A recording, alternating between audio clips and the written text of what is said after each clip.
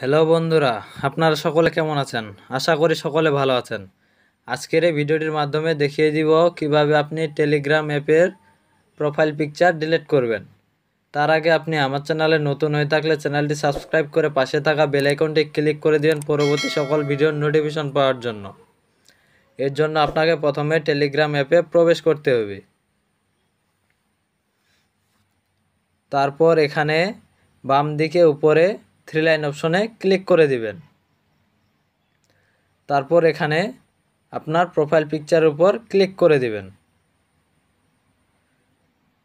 তারপর এখানে three dot অপশনে ক্লিক করে দিবেন।